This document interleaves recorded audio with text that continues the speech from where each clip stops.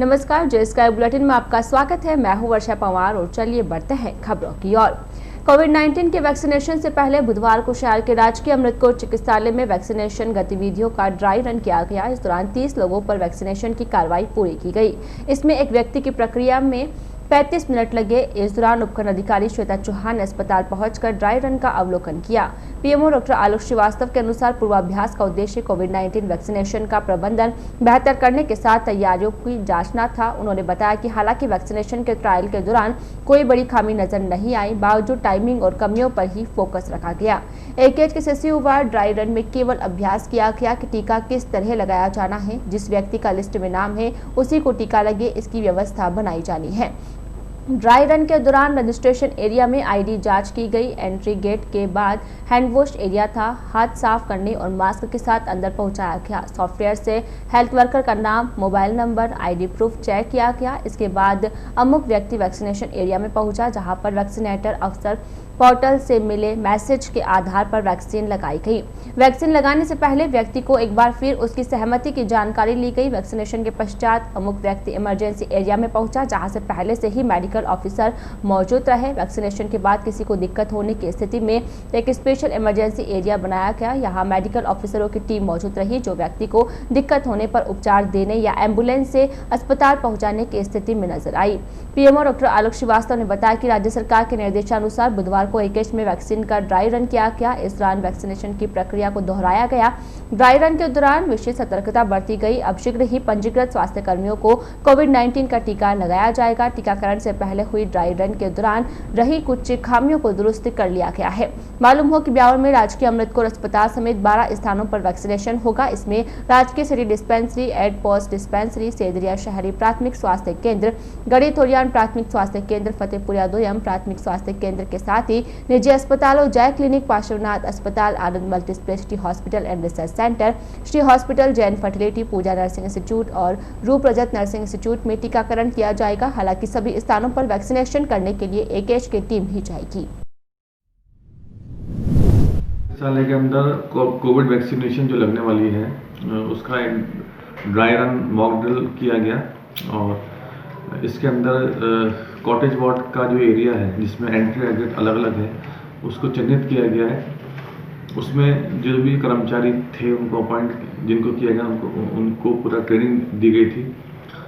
और इस mock drill के दौरान हमने ये महसूस किया कि किस तरह से वैक्सीनेशन होगा इसका, और जो एडिशनल जो निर्देश दिए गए एसडी महोदय द्वारा उसको हमने अभी बैठ करके अभी आधे घंटे के अंदर उसको फुलफिल कर देंगे। और निश्चित रूप से ये जो ड्राई रन हुआ ये बहुत ही एक फ्रूटफुल हुआ। जो कुछ हमको कमियां नज़र आई थी उसको हमको दूर करने का एक मौका मिल गया। जैसे ये वैक्सीनेशन स्टार्ट होगा निश्चित रूप से इसमें कोई दिक्कत नहीं आएगी। यहाँ ये बताना ज़रूरी है कि जिन जिन का भी कोविड वैक्सीनेशन के अंदर नॉमिनेशन हुआ है वो इस वैक्सीन से घबराएं नहीं। हालांकि ये इसको लगाना ज़रूरी नहीं है, स्वयं व्यक्ति चाहे तो लगा सकता है, पर इस वैक्सीन को लगाना बिल्कुल भी खतरनाक नहीं है या ये बहुत ही सेफ वैक्सीन है। इसीलिए चिकित्सा कर्मियों को पहले लगाया जा रहा है। तो जिन जिनका भी रजिस्ट्रेशन होता है, जो भी लगवाना चाहते हैं आने वाले समय के अंदर, वो ज़रूर इस वैक्सीन की डोज लें जैसा राज्य सरकार कहेगी उस हिसाब से। धन्यवाद।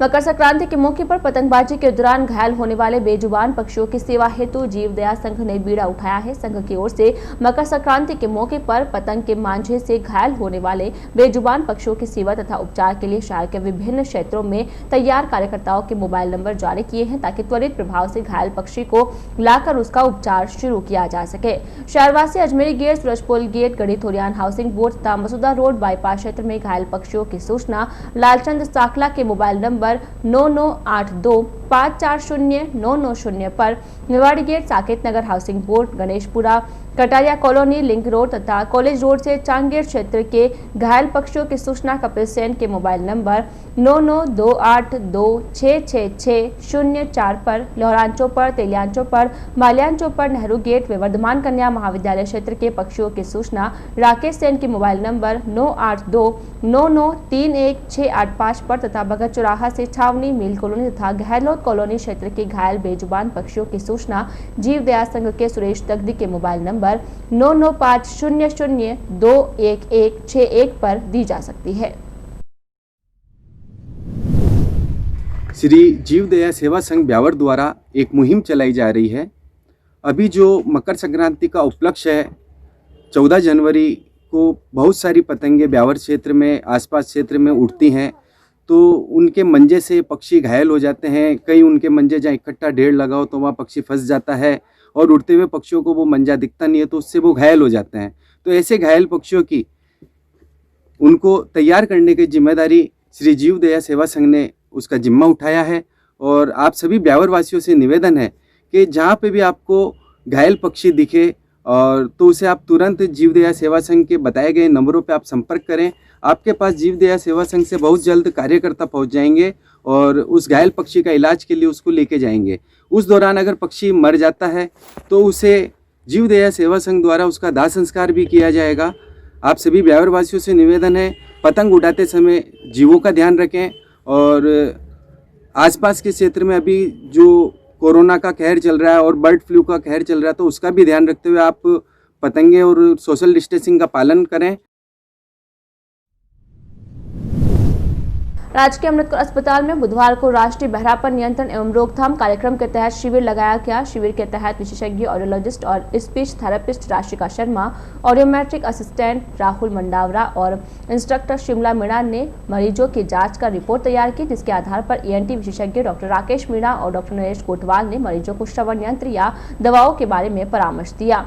राजकीय अस्पतालों में भी उच्च स्तरीय आधुनिक सुविधा उपलब्ध करवाने के मकसद से राष्ट्रीय बहरापन नियंत्रण एवं रोकथाम कार्यक्रम के तहत बुधवार को नियमानुसार मरीजों की जांच की गई। बुधवार को चयनित मरीजों के ऑडियोमेट्रिक टेस्ट किए गए। टेस्ट के बाद मरीजों को सुनने की मशीन ऑपरेशन की सलाह दी गई और दवाएं लिखी गई। ऑडियोमेट्रिक रिपोर्ट के आधार पर मरीजों का इलाज किया जाएगा। गौरतलब है कि ब्यावर के राजकीय अमृतसर अस्पताल में 3 लाख से अधिक के बजट से तैयार हुए ऑडियोमेट्रिक रूम में हर बुधवार को ब्यावर में ऑडियोमेट्रिक टेस्ट करना शुरू किया जा चुका है। बुधवार को ऑडियोलॉजिस्ट डॉक्टर राशिका शर्मा ने जरूरतमंद मरीजों के ऑडियोमेट्रिक टेस्ट किए। मूक बधिर, श्रवण बाधित समेत कई तरह के दिव्यांग को जिला अस्पताल में निःशक्त प्रमाण पत्र बनाने पहुंचते हैं। इनमें मूक बधिर और श्रवण बाधित दिव्यांगों को बेरा टेस्ट और प्योर टोन ऑडियोमेट्रिक टेस्ट की जरूरत पड़ती है। इस टेस्ट के बाद ये पता चल पाता है कि निःशक्तता का प्रतिशत कितना है।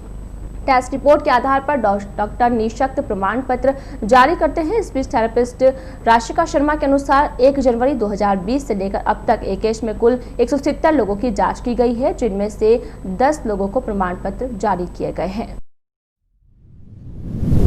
कान की जांच करने के लिए और साथ में स्पीच थेरेपी के लिए आज अप्रोक्सीमेटली इस ब्यावर AKH के अंदर हमने 10 मरीजों की कान की जांच करी है और 5 से 6 मरीजों को स्पीच थेरेपी दी है। और इसी तरीके से हर शुक्रवार को हम यहाँ पर आते हैं और कान की जांच और स्पीच थेरेपी देते हैं। यह एक national programme for prevention and control of deafness जो कि NHM के अंडर में आता है, उस प्रोग्राम के अंडर में हम ये काम करते हैं, यहाँ पे कैंप लगाते हैं। और इसी के साथ साथ यहाँ पे अब डेली हर बच्चे जैसे ही बच्चा पैदा होता है उसकी कान की जांच की जाती है विदिन 24 आवर्स, ताकि पता चल सके कि बच्चे को सुनने में दिक्कत है या नहीं है और उसका तुरंत इलाज शुरुआत हो सके अगर उसको दिक्कत निकलती है तो। कोविड-19 के प्रभाव को मद्देनजर रखते हुए राज्य की विभिन्न कृषि उपज मंडी समितियों में मंडी शुल्क, आवंटन शुल्क एवं अन्य बकाया राशि की वसूली एवं प्रकरणों के निस्तारण के दृष्टिगत देय ब्याज पर 75% ब्याज माफी हेतु ब्याज माफी योजना की अवधि 31 मार्च 2021 तक बढ़ाने के प्रस्ताव को मंजूरी दी है। इस योजना अंतर्गत मंडी समितियों के वैध अनुज्ञा पत्रधारी व्यापारियों के साथ साथ गैर अनुज्ञा पत्रधारी तथा फुटकर दुकान, भूखंड आवंटी, विक्रयक, भूखंड आवंटी एवं मंडी प्रांगण के अन्य आवंटी भी इस योजना का लाभ लेने के पात्र होंगे। उल्लेखनीय है कि पूर्व में यह योजना 31 दिसंबर 2020 तक लागू थी। कृषि मंडी सचिव महेश शर्मा ने बताया कि राज्य सरकार के कृषि विभाग की ओर से पूर्व में उक्त योजना की अंतिम तिथि 31 दिसंबर 2020 थी, लेकिन विभाग ने कोविड-19 को मद्देनजर रखते हुए एक आदेश जारी करते हुए इस अवधि को 31 मार्च 2021 कर दिया है। अब मंडी समितियों के वैध अनुज्ञा पत्रधारी व्यापारियों के साथ साथ गैर अनुज्ञा पत्रधारी तथा फुटकर दुकान, भूखंड आवंटी, विक्रयक, भूखंड आवंटी एवं मंडी प्रांगण के अन्य आवंटी इस योजना का लाभ 31 मार्च तक उठा सकते हैं। पौराणिक बकायात 30/9/2019 की जो भी है व्यापारियों में, भले ही वो मंडी शुल्क हो या किराया राशि हो, उसमें राजस्थान सरकार द्वारा ब्याज माफी योजना 2019 चलाई गई है। इसके अंतर्गत यदि चाहे व्यापारी तो 25% राशि जमा करा के और वो इससे मुक्त हो सकता है समस्त बकायात से, मगर इसमें एक शर्त रखी गई है। इसके तहत मंडी समिति में 4 ऐसी फर्में हैं जिनके राशि करीब 17 लाख रुपए बकायात है, तो इस योजना के तहत फायदा प्राप्त कर सकते हैं। ये इस योजना की जो अंतिम तिथि है वो 31 मार्च 2021 तक।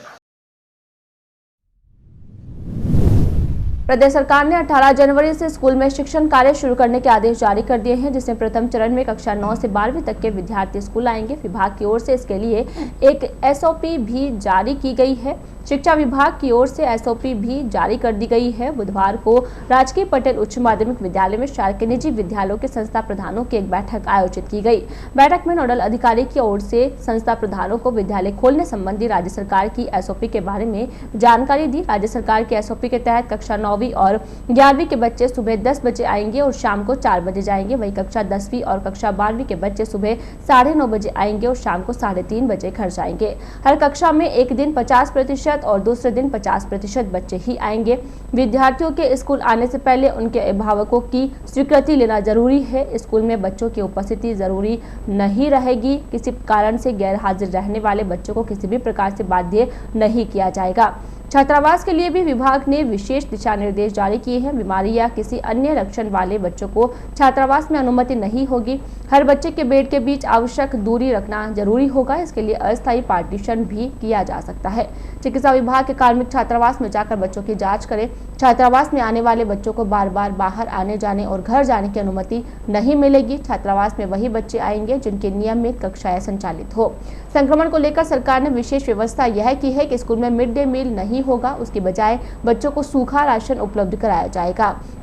राशन वितरण स्कूल संचालन के समय में नहीं किया जा सकता है। इस एसओपी में निजी स्कूलों के लिए एक विशेष हिदायत यह है कि उनकी बाल वाहिनियों को समय समय पर सैनिटाइज करना जरूरी होगा। बच्चे एक दूसरे से अपनी बुक और स्टेशनरी साझा नहीं कर सकते हैं। ब्रेक का समय हर कक्षाओं के लिए अलग अलग ही रखना होगा। 18 जनवरी से राज्य सरकार की मंशानुसार जो स्कूलों को पुनः प्रारंभ करने का सिलसिला शुरू किया जा रहा है, उसके तहत ब्यावर शहर के समस्त सेकेंडरी और सीनियर सेकेंडरी निजी विद्यालयों की आज बैठक रखी गई है। उसमें एसओपी के तहत जारी गाइडलाइन की समस्त जानकारी समस्त संस्था प्रधानों को दी जा रही है और पूर्ण तैयारी के साथ बच्चों के हित में जो कार्य किए जाने उन की समस्त दिशा निर्देशों की जानकारी से इनको अवगत कराया जा रहा है। ये मीटिंग इसीलिए रखी। सिटी थाना पुलिस द्वारा बैंक के खाता नंबर एवं एटीएम कार्ड के पिन नंबर पूछकर एक महिला के संयुक्त खाते से ऑनलाइन ठगी करने का मामले में एक युवक को गिरफ्तार किया है। पुलिस द्वारा उसे गुजरात से गिरफ्तार कर ब्यावर लाया गया है। पुलिस द्वारा मंगलवार को युवक को न्यायालय में पेश किया गया है, जहां से उसे रिमांड पर लेकर पूछताछ की जा रही है। पुलिस के अनुसार गत 11 नवंबर को नेहा कांकानी पत्नी चंदन कांकानी जाति माहेश्वरी निवासी प्रतापनगर ब्यावर ने एक रिपोर्ट पेश कर बताया कि उसकी सास चंदा देवी व ससुर ओम प्रकाश माहेश्वरी का संयुक्त बैंक खाता मंसूरी प्लाजा स्थित bank of Baroda main branch Beawar में है। उसके पास डाक से नया एटीएम कार्ड प्राप्त हुआ था। उसी दिन अज्ञात व्यक्ति द्वारा मोबाइल से कॉल कर अपने आप को बैंक ऑफ बड़ौदा का मैनेजर होना बताकर आधार कार्ड व पैन कार्ड लिंक करवाने के लिए एटीएम कार्ड के नंबर व ओटीपी नंबर धोखाधड़ी से प्राप्त कर लिए और उक्त खाते से 3 लाख रुपए निकाल लिए हैं। पुलिस ने मामला दर्ज कर जांच शुरू की तो पता चला कि आरोपी युवक के खाते की डिटेल बैंक ऑफ बड़ौदा शाखा चिनोर वापी जिला वलसाड गुजरात में हो न पाया, जिसका खाता धारक ऋषिकेश उर्फ फंटुष पंडित पुत्र ओम प्रकाश जाति कुम्हार निवासी गांव रघुनाथपुर पुलिस थाना पोड़िया हॉट जिला गोधरा झारखंड होना पाया गया है। टीम ने आरोपी के पते व अन्य संभावित ठिकानों पर योजनाबद्ध तरीके से दबिश दी गई, जिसके बाद ऋषिकेश उर्फ फंटुष 4 रास्ता मोरा बिहारीनगर वापी जिला वलसाड़ गुजरात में पकड़ा गया। घटना के बारे में सख्ती से पूछताछ करने पर जुर्म कबूल किया है। ऋषिकेश उर्फ फंटूश पंडित को ब्यावर लाने के बाद न्यायालय में पेश किया गया है, जहां से उसे रिमांड पर लिया गया है। पूछताछ में सामने आया है कि आरोपी ऋषिकेश अपने एक साथी संजय पंडित पुत्र त्रिलोचन पंडित निवासी पिंडरहौट पुलिस थाना देवदाड़ जिला गोड्डा झारखंड मिलकर ऑनलाइन ठगी की वारदातों को अंजाम देते हैं। उक्त आरोपीगण मजदूरी करने के बहाने अलग अलग शहरों में जाकर निवास करते हैं। वहां पर थोड़े दिनों तक ठहरने के बाद आईडी कार्ड बनाकर बैंक में खाता खुलवाते हैं। उसी खाते में आरोपीगण द्वारा लगातार खाता धारकों से जरिए मोबाइल संपर्क कर छल पूर्वक आधार कार्ड में पैन कार्ड लिंक करने के बहाने धोखाधड़ी कर खाता धारक से ओटीपी पूछताछ कर खातों से रकम अपने खातों में स्थानांतरण करते हैं और उक्त रकम को तुरंत खाते से निकाल लेते हैं। पुलिस अब एक अन्य आरोपी संजय पंडित की तलाश कर रही है। 11/2020 को प्रार्थ्या श्रीमती नैया कंकानी निवासी ब्यावर ने अपने खाते में से ऑनलाइन ठगी होने पर धारा 420 में प्रकरण दर्ज करवाया गया था, जिस प्रकरण की गहनता से तफ्तीश की गई। ऑनलाइन ठगी करने वाले गिरोह के तलाश की गई तो वापी गुजरात वलसाड़ के पास में गिरोह धारक खाता धारक के रुपए गए थे। उनकी ऋषिकेश सनोप ओम प्रकाश झारखंड का रहने वाला है, जो वापी में वह किराए के रूप में रहता था। उसके घर पे दबिश दी गई और उसको गिरफ्तार किया गया और तफ्तीश की गई और उसके न्यायालय में पेश किया गया, जिसे पीसी रिमांड लिया गया और पीसी रिमांड लेकर और गहनता से तफ्तीश की जाकर उसके सहयोगी को पकड़ने की तफ्तीश की जा रही है। भारत विकास परिषद शाखा ब्यावर द्वारा स्वामी विवेकानंद जयंती पर सुभाष चौक अजमेरी गेट बाहर कार्यक्रम का आयोजन किया गया। प्रकल्प प्रभारी अशोक मेवाड़ा एवं सह प्रभारी कन्हैयालाल शर्मा ने बताया कि कार्यक्रम के तहत सुभाष सर्किल अजमेरी गेट पर रंगोली सजा एवं स्वामी जी का सानिध्य कार्यक्रमों का आयोजन किया गया, जिसमें विभिन्न प्राकृतिक रंगों से स्वामी विवेकानंद का चित्र व संदेश को उकारा गया। साथ ही दीपकों की रोशनी से सजाया गया। साथ ही वह स्वामी विवेकानंद वेशभूषा धारण कर उनका संदेश जन जन तक पहुंचाने का कार्य भी किया। वहां से गुजरने वाले हर नगरवासियों ने बहुत ही सुंदर बनी कलाकृतियों की सराहना की। इसके साथ कोरोना महामारी रोकथाम के लिए कपड़े के बने मास्क बच्चों व बड़ों को निःशुल्क वितरण किए गए। कार्यक्रम में शाखा अध्यक्ष राजेंद्र काबरा, सचिव प्रशांत पाबूवाल, अशोक मेवाड़ा, कन्हैयालाल शर्मा आदि उपस्थित थे। पौष मास के अंतिम दिन श्रद्धालुओं ने मंदिरों में पौष बड़ा महोत्सव का आयोजन रखा। इसी के तहत शाहपुरा मोहल्ला माल्यान चौपर स्थित गोपाल जी का बड़ा मंदिर में प्रांतीय राजपूत महासभा द्वारा पौष बड़ा महोत्सव का आयोजन रखा गया। आयोजन के अवसर पर मंदिर परिसर को भव्य रूप से सजाया गया। इस दौरान महासभा के सदस्यों ने ठाकुर जी का भव्य श्रृंगार किया। गोपाल जी के बड़े मंदिर में इस अवसर पर सुमधुर भजन संध्या का भी आयोजन रखा गया। भगवान राधे कृष्ण की भव्य प्रतिमा के समक्ष गाये भजनों पर श्रद्धालु भाव विभोर होकर झूम उठे। संक्रमण काल में सोशल डिस्टेंसिंग का पालन करते हुए भक्त लोग मास्क लगाए नजर आए। पौष बड़ा उत्सव के अवसर पर भक्तों ने ठाकुर जी के बड़े चाव से हलवे व दाल के बड़े का भोग लगाया। इसके पश्चात ठाकुर जी की भव्य आरती उतारी गई और भक्तों में महाप्रसाद का वितरण किया गया। आयोजन के अवसर पर प्रांतीय राजपूत महासभा के कार्यकारिणी सदस्य व समाज बंधु आस्थापूर्वक उपस्थित रहे। कोरोना के विरुद्ध जन आंदोलन कार्यक्रम के तहत कोविड-19 गाइडलाइन का पालन करने हेतु उपखंड अधिकारी श्वेता चौहान के निर्देशन में मंगलवार को कार्यक्रम का प्रारंभ चांगेर से तेजा चौक तक संपूर्ण मार्केट में किया गया। जन आंदोलन प्रभारी शलभ टंडन ने बताया कि आज के कार्यक्रम में मास्क वितरण के साथ साथ मार्ग में इधर उधर पड़े वाहनों को सुव्यवस्थित करवाया गया, जिससे पाली बाजार पूर्ण रूप से अतिक्रमण मुक्त होने की ओर अग्रसर हो रहा है।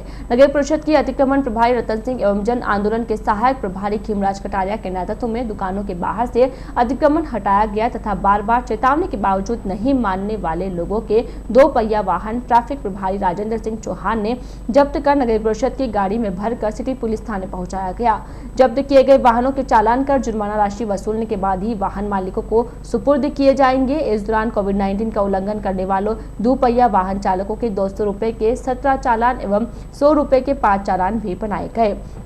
कार्यक्रम के दौरान सहायक प्रभारी खीमराज कटारिया ने नुक्कड़ सभा में कोविड-19 वैक्सीनेशन के बारे में भी जानकारी दी। इस दौरान उन्होंने आगामी 18 जनवरी से कक्षा 9 से 12वीं तक विद्यार्थियों के लिए स्कूल खोलने की भी जानकारी दी। दुकानदारों एवं ग्राहकों से कोविड-19 की गाइडलाइन का सख्ती से पालन करने एवं अतिक्रमण नहीं करने की चेतावनी देते हुए आगाह किया कि यह कार्यक्रम प्रतिदिन शहर में सभी जगह चलाया जा रहा है, अतः प्रत्येक नागरिक इसमें प्रशासन का सहयोग करे। टांगेट पर नुक्कड़ सभा में टांगेट व्यापार एसोसिएशन के संरक्षक मुरली तिलोकानी एवं राम पंजाबी ने भी अपना उद्बोधन देकर व्यापारियों से प्रशासन द्वारा चलाए जा रहे कोरोना जागरूकता एवं अतिक्रमण मुक्त ब्यावर आंदोलन में प्रशासन का सहयोग करने की अपील की। शिक्षा कल्याण मंत्री सुनील ने कोरोना से बचने के लिए सावधानी जरूरी है, जब तक जान है तब तक जहान है तथा 2 गज की दूरी, मास्क जरूरी है जैसे नारों द्वारा आमजन को जागरूक किया। जागरूकता कार्यक्रम एवं अतिक्रमण मुक्त ब्यावर कार्यक्रम में स्वास्थ्य निरीक्षक हरिराम लखन, नगर परिषद जमादार मुकेश टुलगस, नीरज तर्क, रवि सांगेला, रोहित पंडित, यातायात पुलिसकर्मी तथा प्रेरणा फाउंडेशन से सुलक्षणा शर्मा आदि शामिल थे। शहर के विभिन्न श्रम संगठनों के पदाधिकारियों ने स्थानीय श्रम विभाग कार्यालय में भ्रष्टाचार का आरोप लगाया है। विभाग में फैल रहे भ्रष्टाचार तथा फर्जीवाड़े की शिकायत को लेकर मंगलवार को विभिन्न श्रम संगठनों के पदाधिकारियों तथा हिताधिकारियों ने उपखंड अधिकारी को एक ज्ञापन दिया। उपखंड अधिकारी को दिए गए ज्ञापन में संगठन पदाधिकारियों ने बताया कि ब्यावर स्थित श्रम विभाग कार्यालय अखंड भ्रष्टाचार में डूबा हुआ है।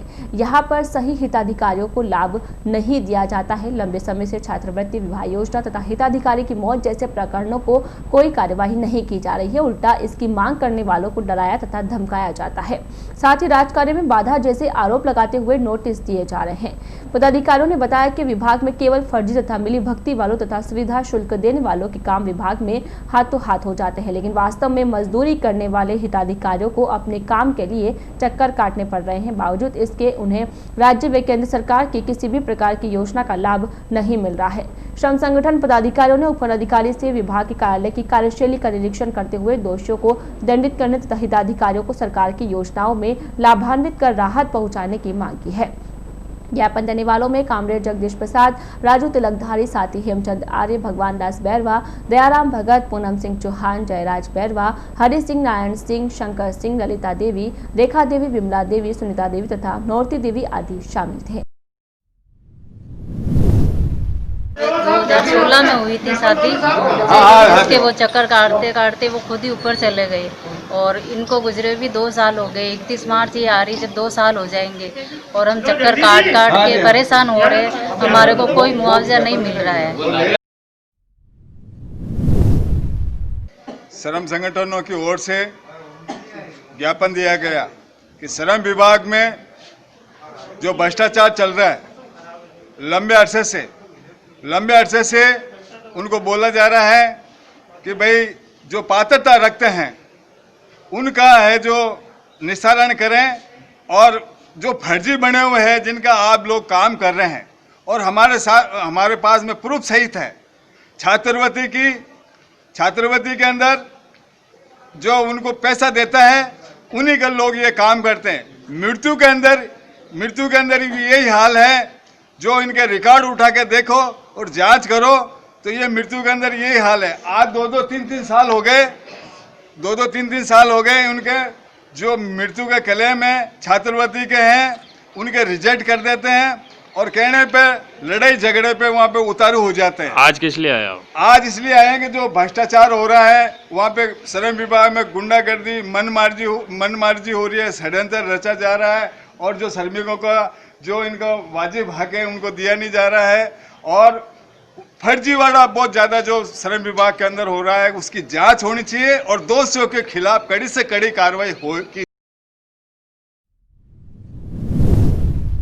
जोधपुर क्षेत्र के विभिन्न शहरों में सेन समाज के नवनिर्वाचित जनप्रतिनिधि व गणमान्य नागरिक मंगलवार को ब्यावर शहर से होकर गुजरे। इस दौरान श्री सेन समाज संस्थान एसोसिएशन ब्यावर के पदाधिकारियों ने जोधपुर रोड बाईपास पर जनप्रतिनिधियों तथा गणमान्य नागरिकों का मालाएं पहनाकर साफा बंधवाकर तथा गुलदस्ते भेंट कर स्वागत करते हुए अल्पाहार करवाया।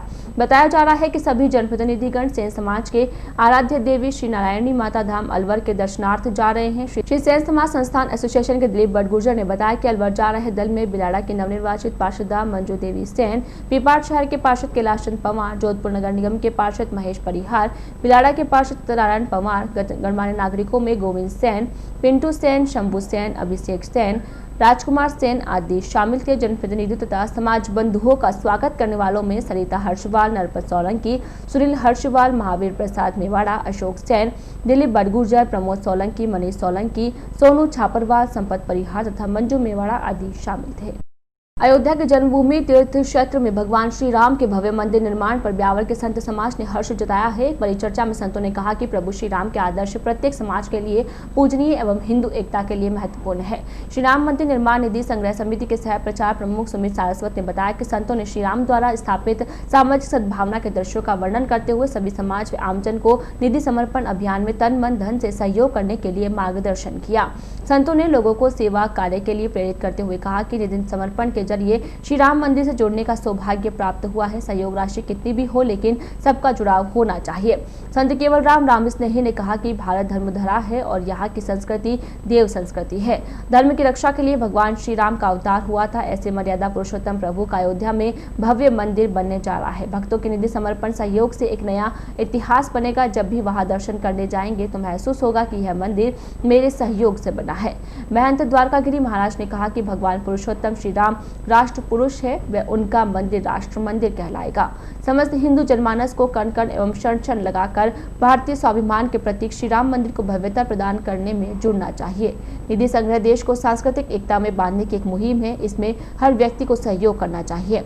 महंत फतेहगिरी महाराज ने कहा कि प्रभु श्री राम हम सभी के आदर्श है। सतयुग में तो श्री राम को मात्र 14 वर्ष का वनवास हुआ था, परंतु कलयुग में उन्हें माता सीता के साथ अपने भवन में विराजमान होने के लिए 492 वर्ष लग गए। जो भी भगवान श्री राम के प्रति आस्था और उनके प्रति समर्पण का भाव रखता है उसे इस अभियान से जुड़ना चाहिए।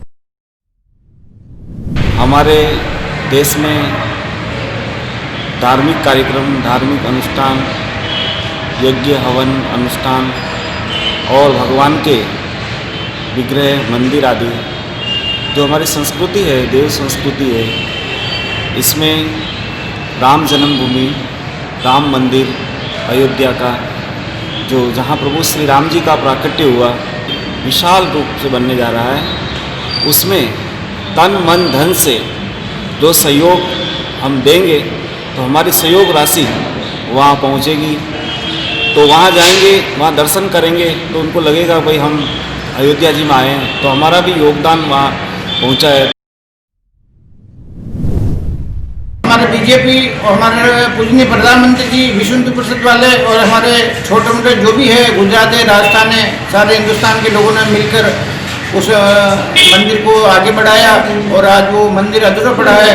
तो जितने मोटे मोटे भामाशाह है मंदिर के प्रति, जो राम जी को मानने वाला है, मर्यादा पुरुषोत्तम भगवान राम जी है जिन्होंने हमको मर्यादा सिखाई है।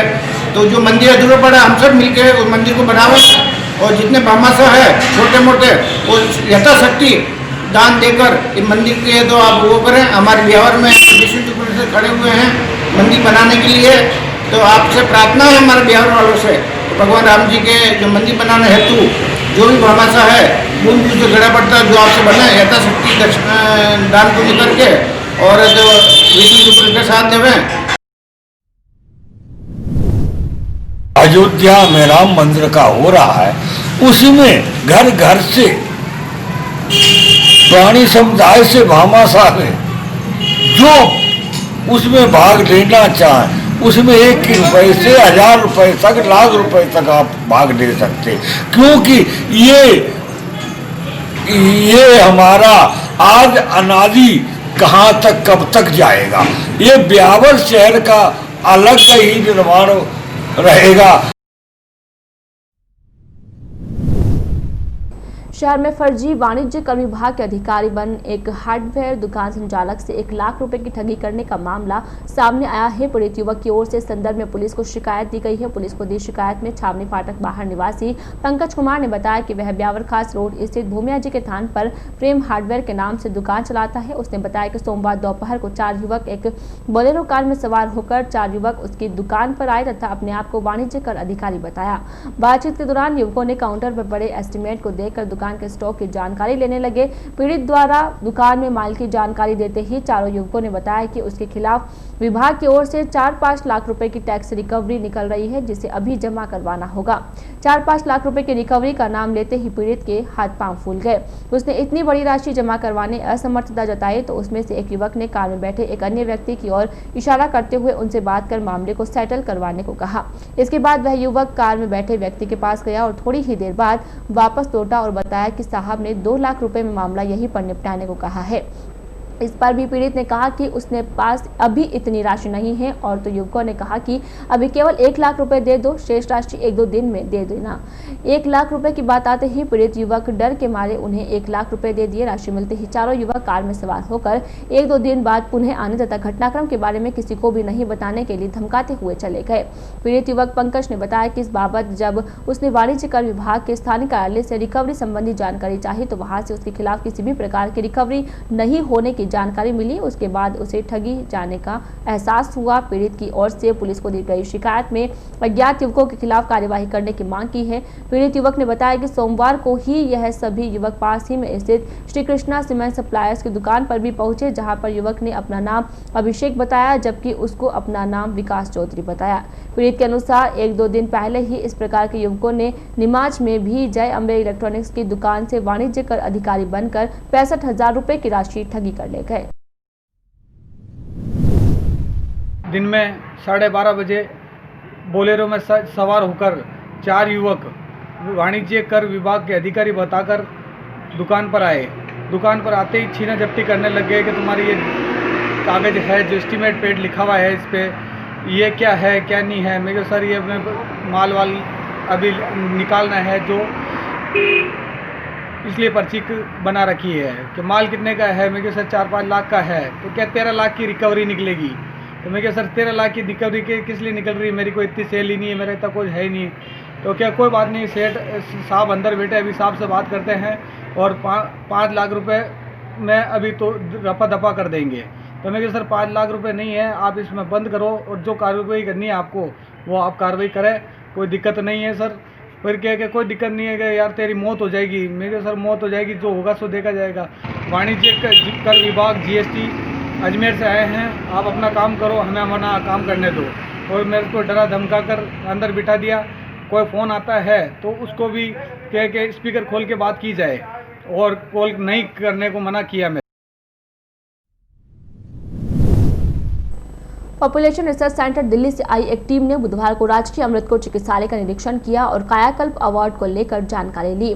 टीम ने AKH को किन सुविधाओं के लिए प्रथम 3 में शामिल किया उसकी जानकारी ली। साथ ही AKH में क्या कमियां और क्या खूबियां थी जिससे अवार्ड में उनका चयन हुआ, इसकी भी बारीकी से जानकारी ली। साथ ही वर्षवार प्रगति रिपोर्ट भी प्राप्त की। जानकारी के अनुसार PRC दिल्ली से आए निदेशक डॉक्टर सुरेश शर्मा एवं consultant doctor Asma Gupta, doctor SS Jodha, DPM Ajmer Santosh Singh बुधवार को ब्यावर पहुंचे। टीम कायाकल्प योजना के तहत प्रदेश में प्रथम 3 स्थानों पर रहे चिकित्सालय का निरीक्षण कर रही है, जिसके तहत अवार्ड प्राप्त करने के लिए जो खूबियां संबंधित संस्थान में है उसकी बारीकी से जानकारी ली जा रही है। इसके साथ ही जो कमियां रही उसकी भी जानकारी ले रहे हैं।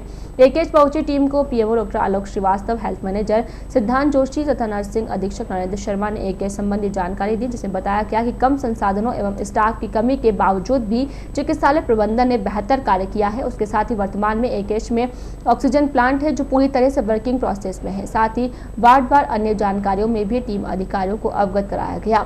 इसके अलावा कमियों में मुख्य रूप से AKH प्रबंधन में पब्लिक ट्रांसपोर्ट होने, बंद परिसर का अभाव होने, मुख्य भवन पुरान होने आदि के बारे में जानकारी दी गई। टीम ने वर्षवार विभिन्न असेसमेंट में मिले अंकों की भी जानकारी ली।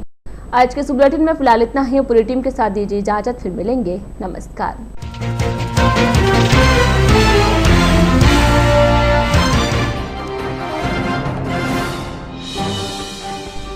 राजकीय अमृतकोट चिकित्सालय में संपन्न हुआ वैक्सीनेशन का ड्राई रन। कुल 30 लोगों पर किया गया वैक्सीन का ट्रायल।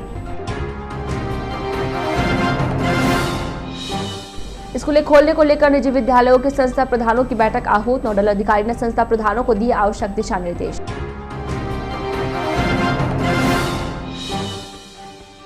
श्रम विभाग में भ्रष्टाचार, श्रम संगठनों ने लगाया भ्रष्टाचार का आरोप। संगठन पदाधिकारियों ने SDM को दिया ज्ञापन।